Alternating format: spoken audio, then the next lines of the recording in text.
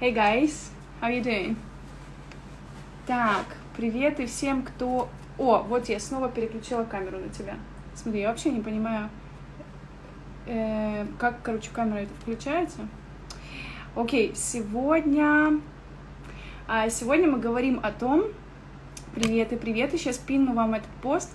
Сегодня мы говорим о том, какой культурный шок получает американец, приехав в Украину. Ребята, все, кто будет присоединяться, привет. Скажите, как меня слышно, как видно, что сегодня с connection у нас. Поставьте мне, пожалуйста, плюсик, если все хорошо, если видно и слышно хорошо. Вот. Так. Сегодня мы не одни, я буду не одна на стриме. Сегодня с нами на стриме Стив Хэттинг, с которым я познакомилась на международной сертификации селта от Кембриджского университета. Сегодня Стив расскажет нам и поделится своим шоком, который он получил, когда первый раз приехал в Украину. Вот, я сейчас Стива попробую подключить. Так, Стив, отправляю вопрос. And I'm waiting for Steve right now. Ребята, как только вы подключаетесь... привет! Hey! How you doing? I'm doing all right. Took me a while to figure it out, but I think I got it now, so... Okay. Good. Give us a sec. More people will be joining us. Okay. And Steve, I'll just ask you to place the camera in a way that we see your face. Okay. Because now I can see your sexy shoulders. Yay! Thank you. Hold on a second. I'll put it on the desk here. Окей. Guys, пока мы делаем весь сетап, круто. Вот, теперь я хорошо тебя вижу. Пока мы делаем весь сетап, значит, я сразу вас приглашу на разговорное занятие со Стивом и со мной. Я немножко больше расскажу о том, как проходит разговорное занятие в Stop Fail и в Stanford Academies. Stanford Academies — это компания, в которой фаундер является Стив. Я являюсь фаундером компании Stop Fail English, да, и мы вас приглашаем на бизнес-классы, на подготовку к IELTS к Стиву и на разговорное занятие и ко мне, и к Стиву в зависимости от вашего уровня. Окей, напишите, пожалуйста, ребята, откуда вы нас смотрите, для того, чтобы я примерно понимала, где вы сейчас находитесь. Так, okay, Steve, we'll be starting with your story, I think. And okay. Tell us a bit more about yourself, how you decided to come to Ukraine, why Ukraine, how you decided and why you decided to stay, and just some general information about yourself. All right. Well, while everyone else is typing where they're from or where they're joining, right? If I understood what you were asking them to do. I'm from actually California, so from the west coast of the United States, and yeah, just kind of enjoyed the beach, and it was nice and fun, but wanted to go somewhere different. And I had studied Russian in university, so I thought, why not go to a Russian-speaking country?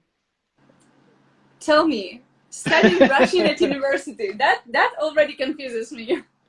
Why yes. would you?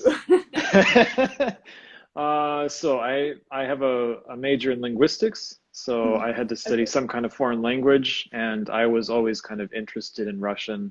I had some friends of mine in high school that were Russian and Ukrainian as well, and my godmother is from Ukraine, so nice. I just kind of fell into it, I guess. Okay, so you were ready. I wouldn't say I was ready. But I definitely was enthusiastic about the idea. So, okay. Yeah. Okay, so why particularly Ukraine and not Russia? Yeah, so when I came here, it was in 2015. So I've been in Ukraine for a good amount of time, and that was right after the Revolution of Dignity. And I kind of was a little bit more pro-Ukrainian than pro-Russian. So I wanted to come here and try to, help build the country and help it become more international and yeah, and get to know the people in the process. So Nice. High hopes and high ideas. maybe, yeah. I tried my best and I still try, so Okay, okay, good. You're being more Ukrainian patriotic than me, because maybe. because I moved to Israel. Guys, for those who didn't know, I moved to Israel like 1.5 years ago. Hmm. Okay, Steve, tell us what you do in Ukraine. Like, A what do little you bit do of for this. living? Sorry, what? Yeah, what do you do for living, and what you do right now in Ukraine? Uh-huh, okay. Well, at the moment, I'm kind of I'm building up Stanford Academies, trying to get more students, more interest, and just trying to offer a service for study abroad. So I understand that there's a Hmm. lot of students who want to study abroad, and I've had some experience with this. So that's the main aspect. Okay. Um, but mostly this summer, actually, I've just been kind of enjoying the weather, the Mm-hmm. quarantine, if you can Enjoying the say weather. so. Yeah, the weather, the quarantine, just kind of, I don't know. I just moved recently, so that was another thing that took about quite a bit of my time. So, and now Mhm. I'm next to the beach in Oh, nice. yeah, near the Dnipro River, so it's quite nice. Okay, so you kind of changed California beaches for Dnipro Beach. What? Yeah, basically, yeah. Okay. Uh-huh. When you first came to Ukraine, what was like the most shocking thing? Oh gosh. So many things to choose from, actually. Um, okay.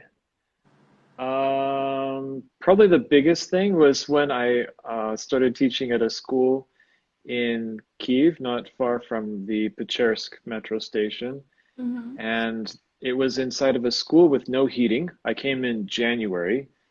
So January of 2015 was quite cold, Yeah. actually.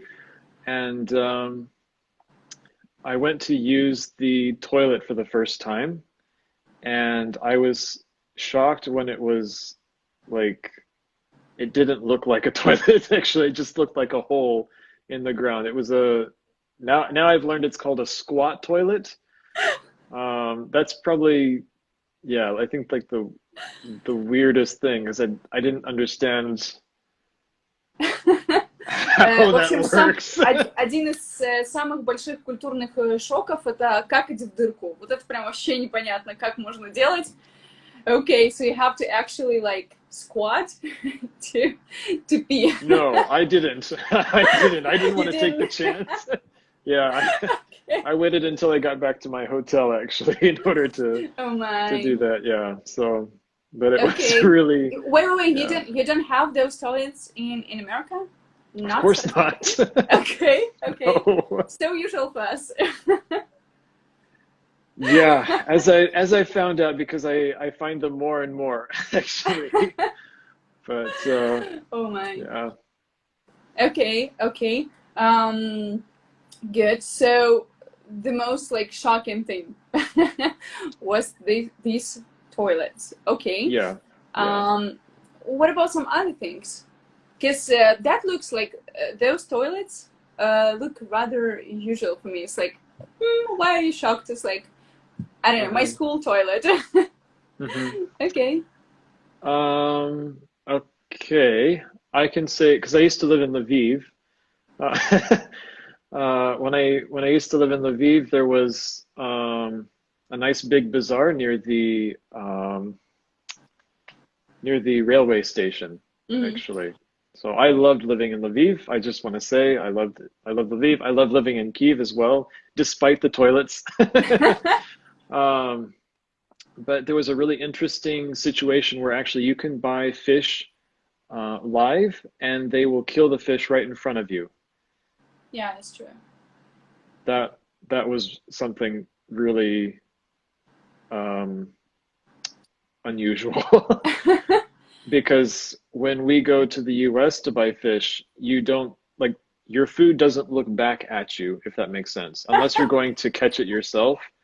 And Oh my. so to go to the bazaar and just like this guy having casual conversation and beating this fish to death, like just was really unusual for me. So, So sometimes you'd buy this like still alive fish, and actually, you no, would I, come. No, I tell you what Ukrainians do. oh, So we okay, okay. actually buy this fish super fresh, even alive, Right. alive fresh. It's like another kind and another level of freshness. Right. And you come home and you then beat it yourself. So it's okay to have someone to Hmm. kill it for you. Oh my. Okay. Okay. Yeah, so for me, I actually went with a student of mine Mm-hmm. that I was teaching individually, and we went to the bazaar together. Mm-hmm. Um, and yeah, he just kind of helped me out with dealing with, the different sellers and stuff, and it was just really unusual to see. I don't know, like I thought, wait, are you gonna take that home or and then he killed it like right there. Oh, Okay. that's what's going to happen. Yeah, yeah. By the way, So, I've never seen this happening in Israel too. So hmm. everything looks like food already, Hmm. and not still an animal. If that's beef, it's beef, and Uh-huh. not a cow. You know? Yeah, and I think the other one actually talking about food was when I walked into, I think it was a Novus or a Varus, right, where I used to live Okay. in Asakarki. Ah, yeah, novice. Um, yeah, maybe Novus, yeah. And it was like I was walking in the back and there was just a big bucket full of chicken feet. Like, Yeah, okay. Why that confuses you? um, Again, just a usual situation for me. It's like, why not? I don't know. For me, chicken feet just not very appetizing. I don't know. I'm not sure if people eat chicken feet. Ребята, скажите, пожалуйста, когда на рынке, на базаре берут вот эти вот куриные ножки, ну, в смысле, прям лапки имеется в виду, люди их едят или что еще с ними делают? Я знаю, что иногда их берут на холодец. Have you ever tried холодец? Yes, I have actually. You cook it with chicken feet sometimes to get this like gel Hmm. condition. Um, Interesting. Okay. yeah. Other people say that people use chicken feet to cook bouillon, It's like like for soup. For soup, yeah, yeah. Uh-huh. Uh-huh. It's a broth. Yeah. Okay. broth. Yeah. Okay, Yeah, yeah. and then yeah, probably that's it. Probably like as a food for dogs. Probably. Okay. I could see that actually. I could see that. And it was not far from actually the the part where you sell dog food and cat food as I remember. But it was just really unusual to see just this big bucket of Yeah. nothing but chicken feet, right? So, Uh-huh. Uh-huh. Yeah, okay. Okay. Can I buy chicken feet in the US for my dog? um, you certainly couldn't do it at a main store. Like everything is processed, put in bags, specially packaged and everything in the US. So we don't actually see our food. And sometimes we find out that it actually isn't food, depending on where you go, right? I always tell my students, don't ever go to McDonald's in the US, right? Like Ukraine, it's okay. But if you go to McDonald's in the US, it's like really, really bad Why food. not? Because the Because food there might not be real food, to put it lightly.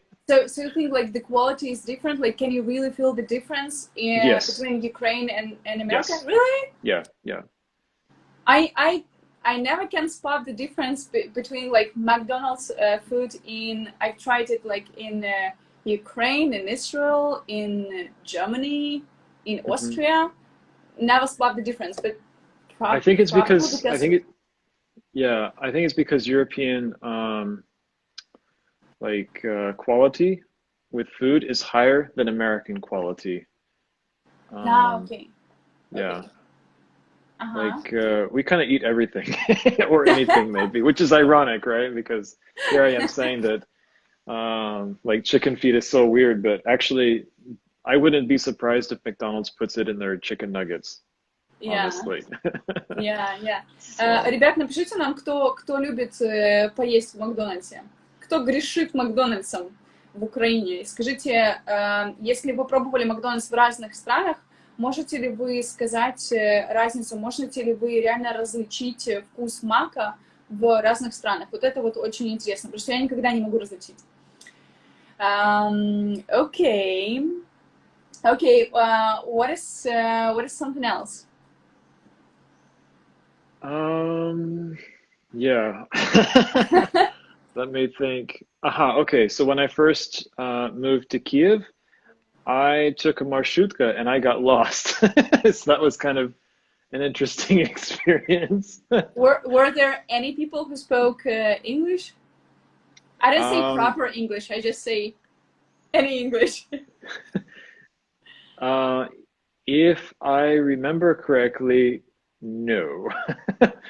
I had to use Russian the entire time, and I was still like in the first 2 weeks of just starting to live in Ukraine. And so I couldn't understand hardly anything what anybody was saying, right? I'd studied Russian before, but it was still Yeah. difficult to understand like what was going on. Mm-hmm. Um, and just a lot of stress. And so it's very difficult for me to articulate what it was that I wanted and where I wanted to go. But basically, um, yeah, like marshutkas, I needed to go out like because the hotel was quite far actually from the city. So I had to go almost Okay. to another city in order to get there. And I just remember How did you cope with that situation if you didn't have anybody who spoke English? I had a friend of mine actually who was able to talk to the driver, but uh, the hotel that I wanted to go to wasn't far out enough. And this particular marshutka, you had to pay like more if you wanted to go further. And so, of course, he wants more money, and he knows that he can't get very much from me because I just like I think 10 grivnas or something like this, right? Uh-huh. 5 grivnas wasn't very much, and so he wasn't really interested in having me on the marshutka until the last minute. But I thought that I'd got onto the wrong marshutka, so I was starting to walk the other way. I go to the other side, right? And so I'm like all confused and turned around, but yeah, actually now I love marshutkas. They're my favorite kind of transportation. Yeah. I hate them. Really? I call them Украинская американская горка. Да, that's true. You Because never sometimes the know. streets, yeah, because sometimes the streets are so like let's say country style, right? And so you kind of like bump up and down while you're going. Yay, yay. So I'm gonna take my horse to the old town road. Being exactly, on yeah. Marshutka. Yeah, yeah, yeah. Okay, So okay. anyway, What is the transport you use nowadays? Like mostly Marshutka or subway? because it's the quarantine still, it's still kind of like mm, to some extent, it's like quarantine, but not quarantine here in Kiev right now. Um, so I take metro mostly, Mm-hmm. or I'll take taxis. I haven't been able Okay. to get the courage to take a marshrutka just yet, and I haven't had the need actually, to be honest. There's no place for me to go because I live pretty close to metro, so Uh-huh, uh-huh. yeah. Okay, Hmm. okay. Oh, by the way, we just got the second wave in Israel, and they are closing down a few cities again, and a few Uh-oh. like beaches, and Uh-huh. then like we go to a partial lockdown again. I'm not sure what's gonna happen in Ukraine though. It's Okay. like quarantine with no quarantine. I know Hmm. how it happens in Ukraine. Well, I think according to the government websites, because I've been keeping in touch with the American embassy, and Hmm. they've been saying that Like there are still some areas that are under strict lockdown where it's actually like growing, and then other places where it's not growing so much, and so it's okay, like maybe to go out and go to Mm-hmm. different places and things like this. So, but yeah, we'll see what happens. I'm still not sure. I hope it ends sooner than later though, because this is really like uh I'd like to see and have it like a nice big party or something, or I don't know. Yeah, yeah. Puts everyone under the pressure, like Yeah, yeah, this ambiguity and this like unknown situation. Nobody yeah, knows how it's gonna be. Um, yeah. is there still anything that can surprise you or that shocks you in Ukraine? The Um, beauty of Ukrainian girls. yes, of course. Yeah, I know that Ukraine has this reputation of being, you know, like the most beautiful girls. Um, yeah, I don't know. Uh, tell me what else, because like I know that people all over the world, they say that Ukraine is a really good country to go to grab a wife or to have good time with girls. Do you like, have you ever heard about that? Like that we have lots of prostitution going on, or that, I don't know, like that the girls are ready to sleep over with a guy for his money or something? Have you ever used the dating apps in Ukraine? I've used Tinder, and that's about it. Um, I can't say I've been, I don't know if it's lucky or I don't know. Like I've never encountered such a person who just wanted to sleep with me for, I don't know, for money or something like this. It's kind of weird. Um, no, in general, actually, I find that people are people where, so I haven't had any kind of experience like this. Mm-hmm. Um, so I can't speak whether it's true or not. It's not been true from my experience, but maybe for Okay. some others it's Okay. quite different. I don't know. Again, Yeah. I'm not saying it's just something I hear here and there all over the world Hmm. about Ukraine. That's why I ask you if you've ever encountered with such a situation. I know Uh, that there's some people who travel to other countries, like to mhm, go to, like sometimes from Eastern European countries, not specifically Ukraine, but there are some Eastern mhm. European countries that are recruited into places like Germany and France for prostitution. But I, I think I Romania. don't. Yeah, Romania. Yeah, that's the one. Yeah, I saw a Yeah. Vice documentary about it a couple of years ago. So Really? yeah, they did Is a there documentary even a about it. documentary about it? Yeah, yeah. I mean, I'm always interested in social justice and this kind of stuff. So for me, it's interesting to see how people Mhm. try to create better lives and the sacrifices that they have to make. And sometimes it's kind of like sad, I think, Yeah. to go to such extents. But Yeah. yeah.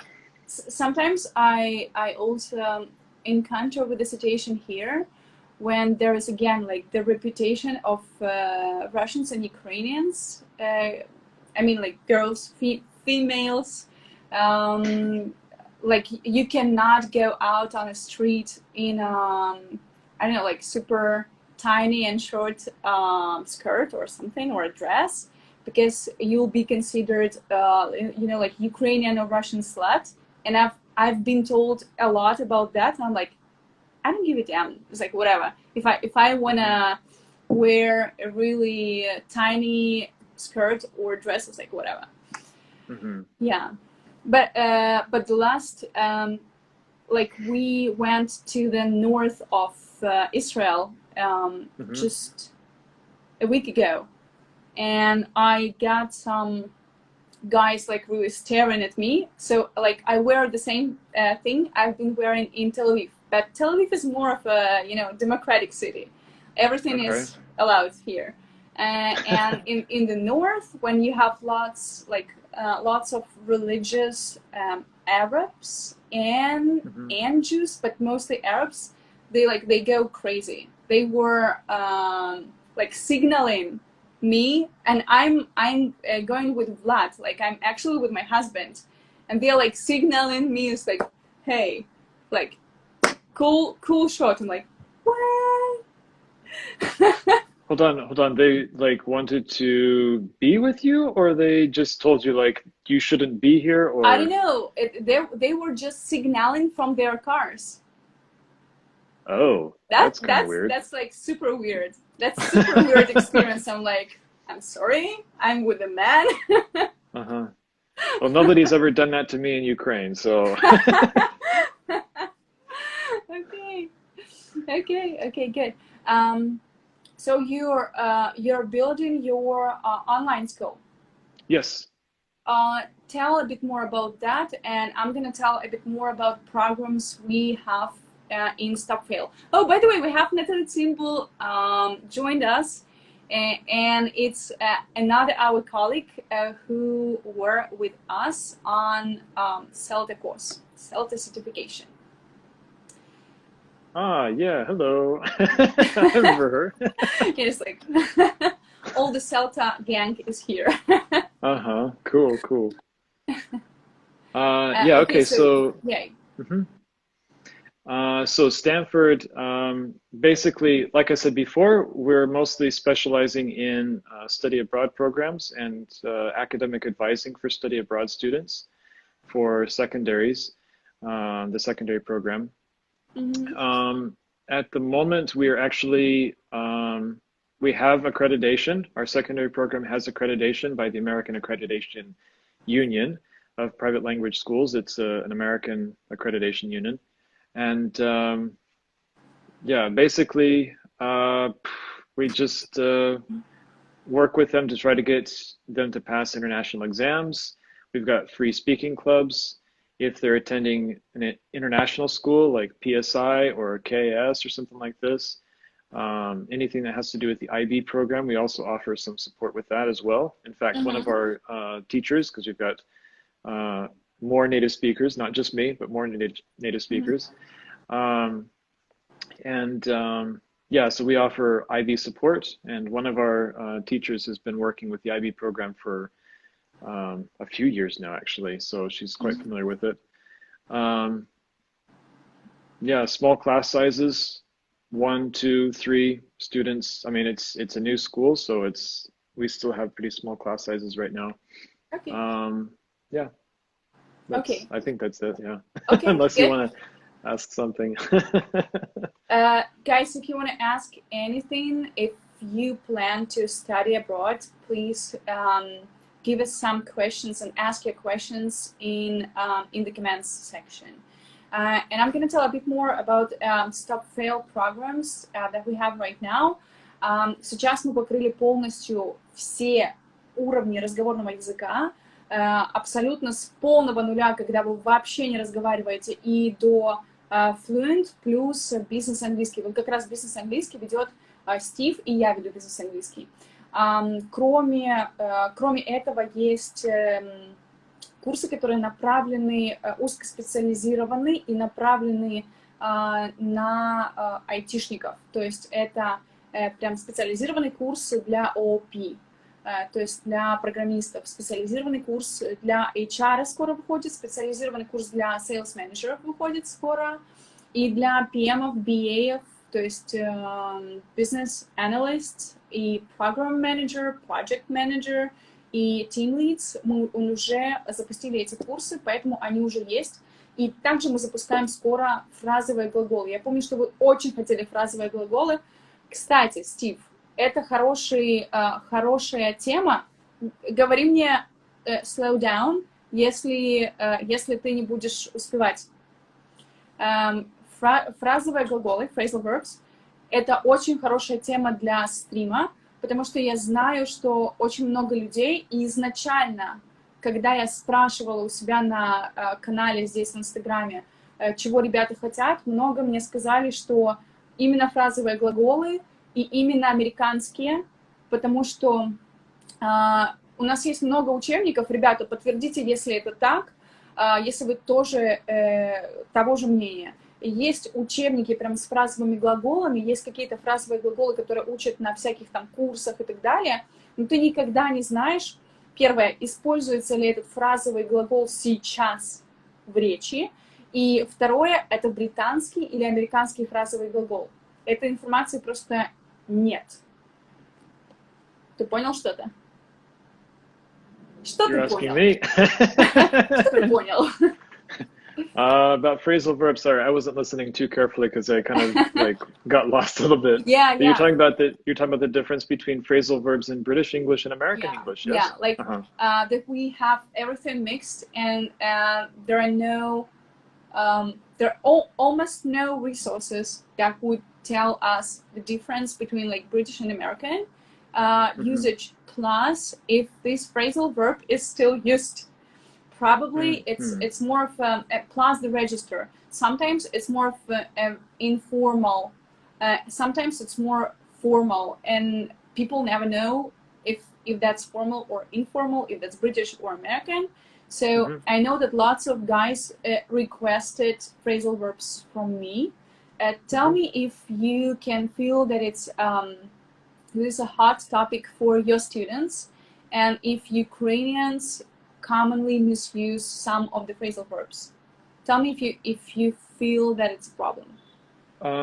Commonly misused? Yes, of course. It happens all the time.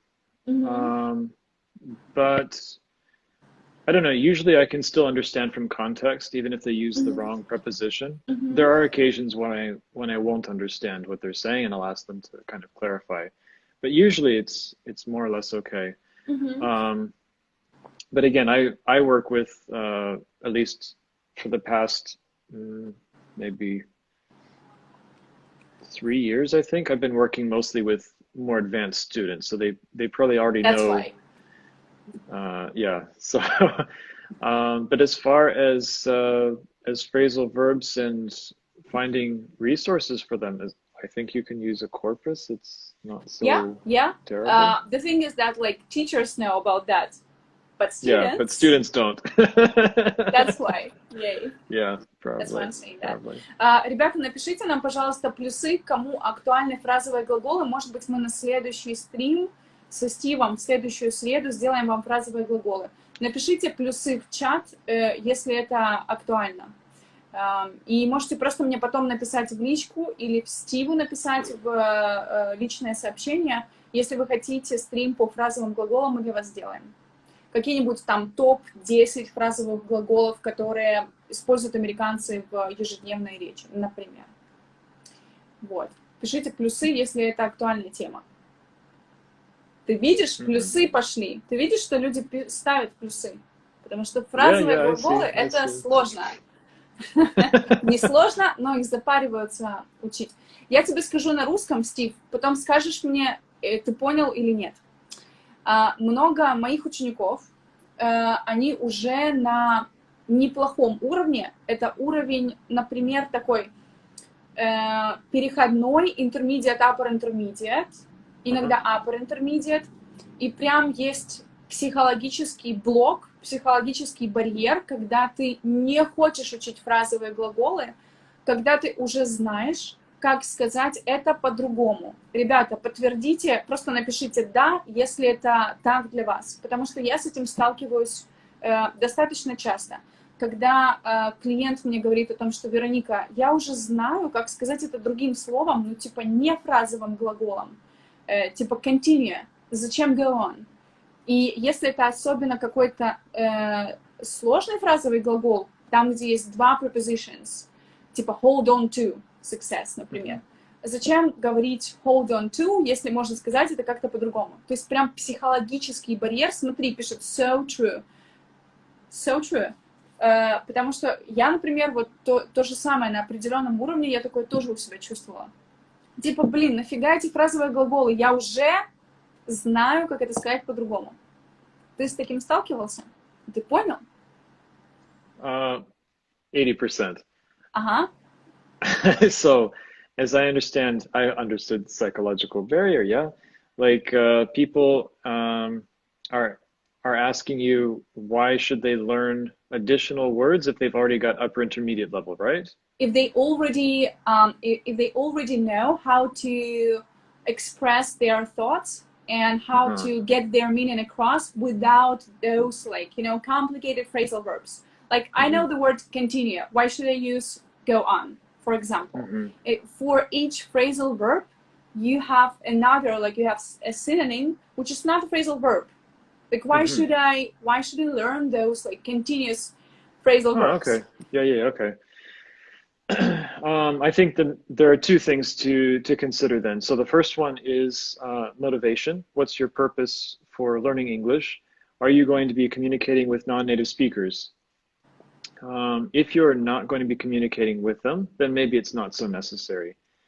But if you are interested in communicating with native speakers don't use words like continue. They use words like go on in their speech. Phrasal verbs, it's like, I don't know, it's how we speak. How we write and how we speak are two different things, right?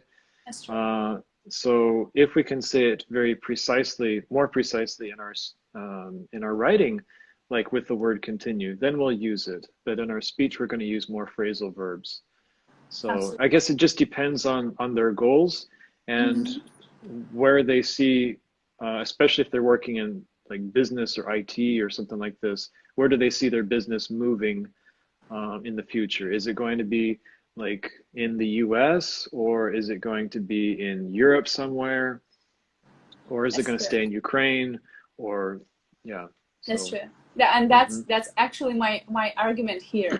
Like, yeah, I know that you can say that in another way, but you cannot ask a native to not to use phrasal verbs talking to you. It's like, sorry, you have to grade your language. No. Yeah, and actually, when you think about it, like as teachers, we understand how the language works, how the structure works, right? But there are some people, actually most I would say, who are native speakers who don't understand what's a phrasal verb. They won't even understand what that is. And so when you say, please don't use phrasal verbs, it'll sound really strange. Like, then you'll have to explain what they are, and that'll just be a more complicated situation, I think. Yeah. So true. Yeah. Okay. As far as I can see, people do want some phrasal verbs from us, so probably that would be one of our next topics. Okay. Sounds great. Good. Ребят, если у вас есть какие-либо вопросы, либо предложения, либо вы хотите на послеследующий раз, я буду стараться с вами выходить каждую среду на лайвстрим. Поэтому, если у вас есть какие-то конкретные темы, которые вы бы хотели, чтобы я со Стивом озвучила, пожалуйста, напишите сейчас здесь, потому что как только я сохраняю лайвстрим как IGTV видео, я больше не могу видеть ваши комментарии. Поэтому пишите мне или здесь, или комментариями под видео, или в личное сообщение, если у вас есть какой-то топик, который вас интересует. И сейчас мы ждем ваших вопросов. Если вопросов не будет, то мы будем закругляться. Вот, кстати, вот жалко, что нельзя добавить еще одного собеседника. Мы бы поболтали с вами. Что я сказала только что, Стив? Жалко. Смотри. Жалко, что Инстаграм не позволяет добавить еще одного собеседника в наш разговор. I don't understand that. No, tech language isn't really that strong point for me in my Russian. Okay, some questions. I would like to discuss advanced vocabulary, please. Intermediate versus advanced. Нелли, что ты имеешь в виду? Ты хочешь какие-то конкретные слова, которые типа вот в intermediate это такое слово, а для advanced это было бы лучше сказать таким словом?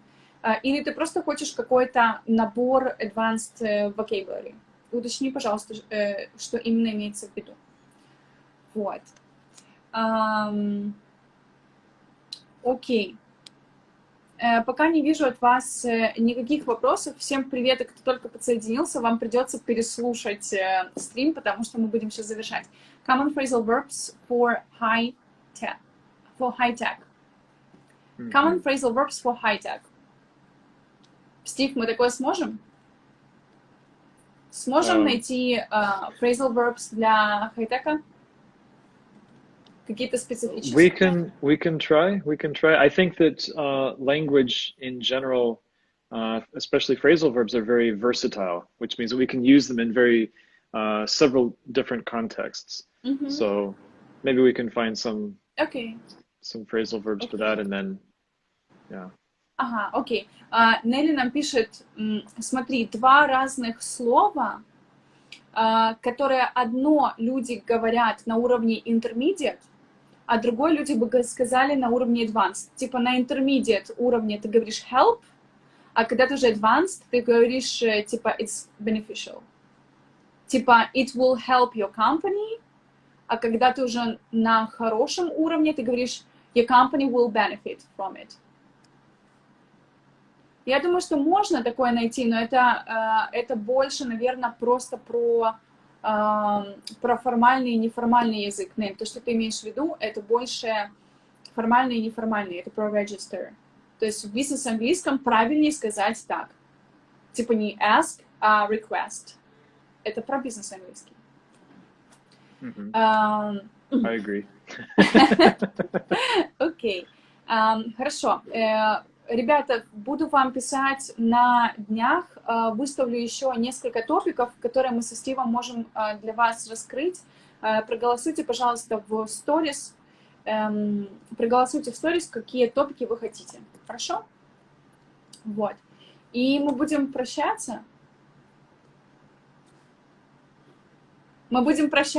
Значит... Hold on, it's a question to me. Нет, мы будем прощаться. Это значит, что ты будешь говорить пока. Пока-пока.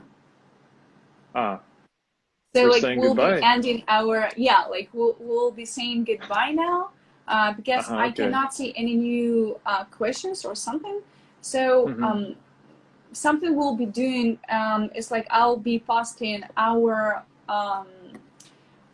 the available topics we're ready to discuss, and then guys will vote on in stories. Okay? Yeah, that works. And we're gonna just go like online. This one, yeah, and if you're available, we're gonna go online next Wednesday. Yeah, I'll be there. Good? Yep. Yay! Thank you, Steve.